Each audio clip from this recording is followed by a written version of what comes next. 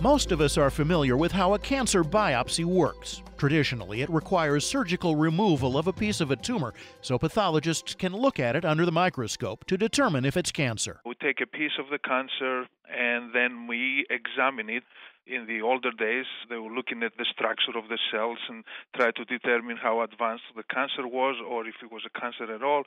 Nowadays, also, we analyze the DNA of the cancer and other molecules. But Dr. Nicholas Papadopoulos, professor of oncology at Johns Hopkins University, says new tests hold the promise of eliminating surgery to find out if a patient has cancer or if his cancer has recurred. Those tests, called liquid biopsies, look at the blood instead, because the blood contains plenty of evidence when cancer is present somewhere in the body. There are both cells from the cancer. Those are called circulating cancer cells. And there is naked, as we call it, DNA, or small pieces of DNA that they derived from cancer cells, and they are floating in the bloodstream of an individual.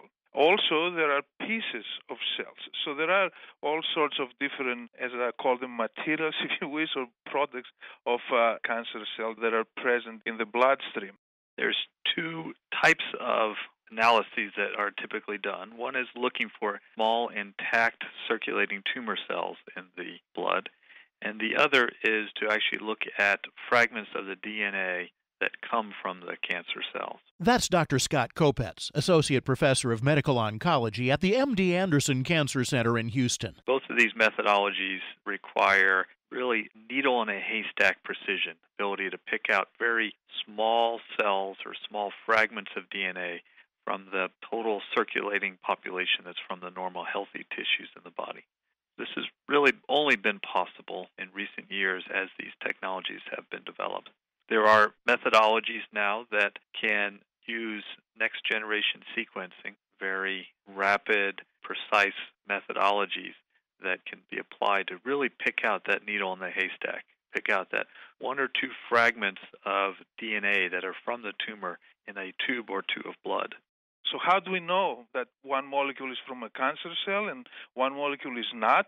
Because they have something that we call mutations that are specific to cancer. That's one of the markers, actually, that we use.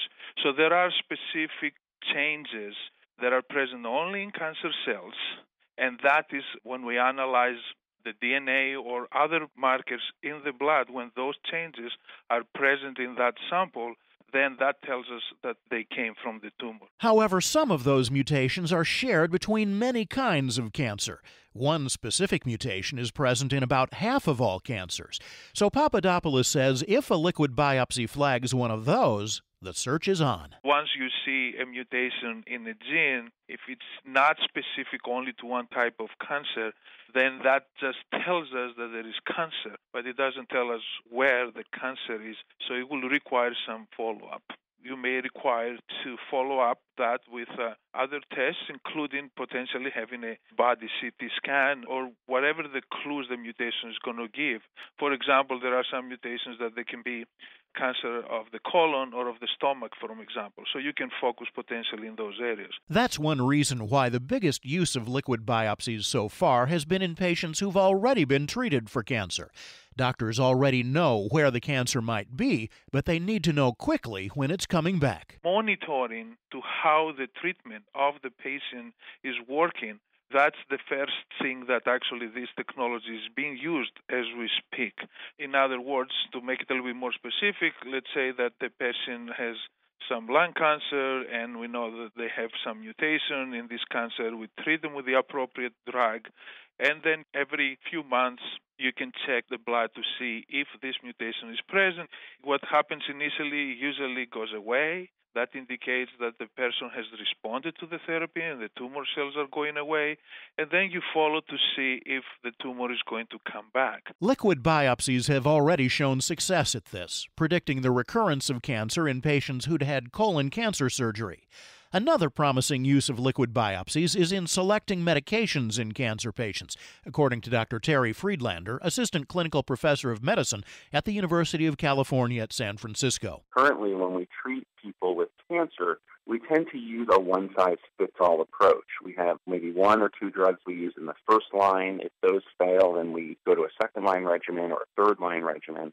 but there's not really tailoring of our treatment to an individual patient at the individual patient level. And the reason we don't do that is because we don't know in most people what the specific mutations or genetic changes are in that person's cancer that would make them sensitive or resistant to a specific drug. So understanding more about the individual person's cancer can help us pick which agent is going to best work for that patient. Studies are beginning to support using liquid biopsies to veto some therapies. For example, a recent study in the New England Journal of Medicine on prostate cancer. They use circulating tumor cells. They look for a specific genetic mutation in circulating tumor cells that told the clinicians that the patient was going to be resistant to hormone therapy. And if these patients had that mutation and they got hormone therapy, it didn't work.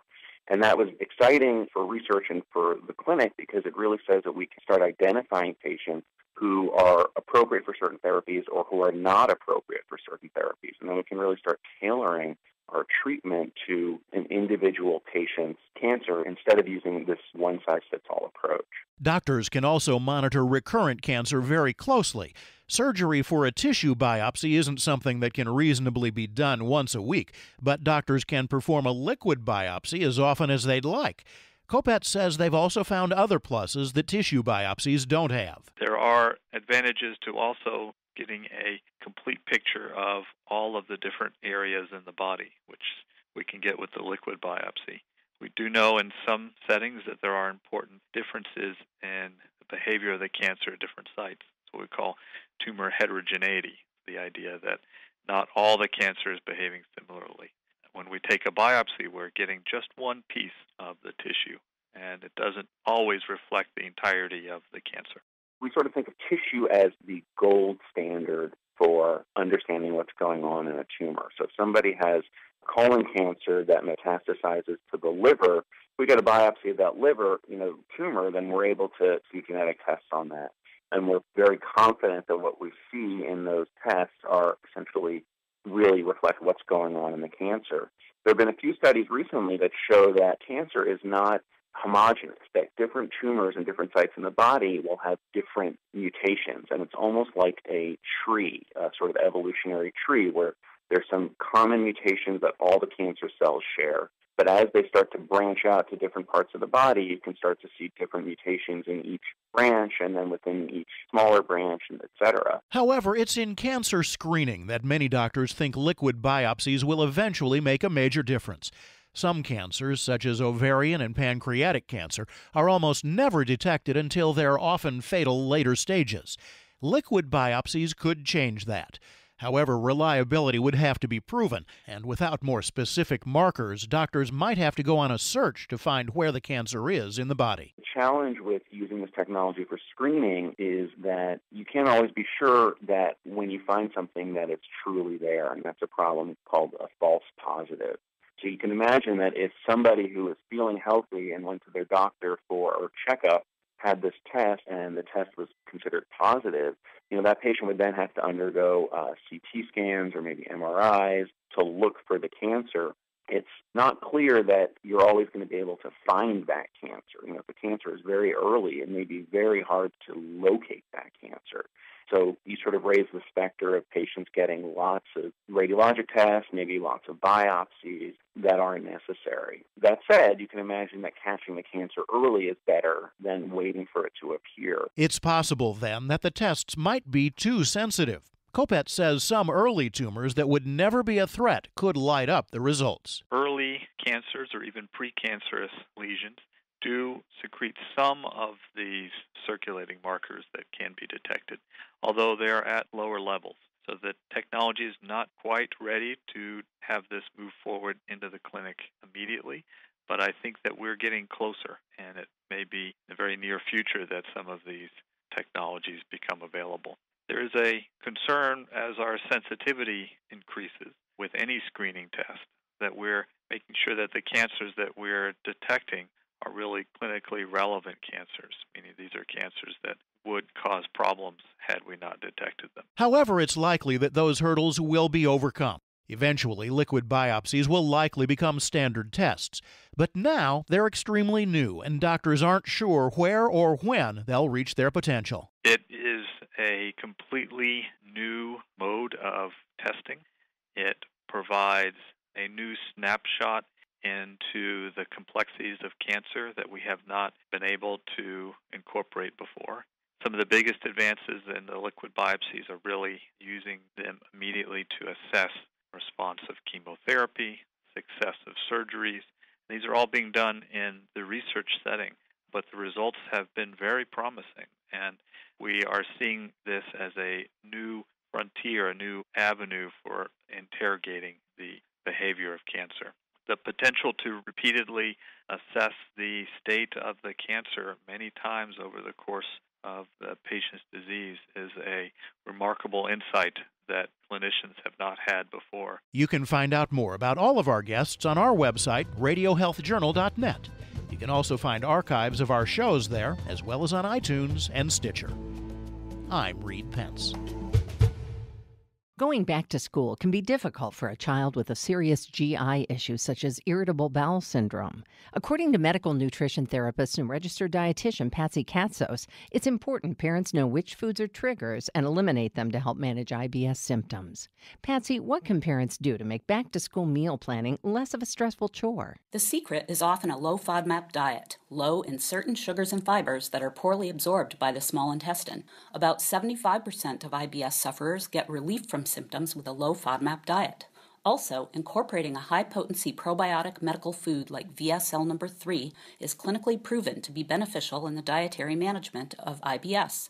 Look for my IBS-friendly lunchbox recipes at vsl3.com. VSL number 3 differs from other probiotics in that it is a medical food and must be used under medical supervision. So ask your doctor about VSL number 3. Check for VSL number 3 behind the pharmacy counter or order online at vsl3.com with the code DOCTOR for $5 off.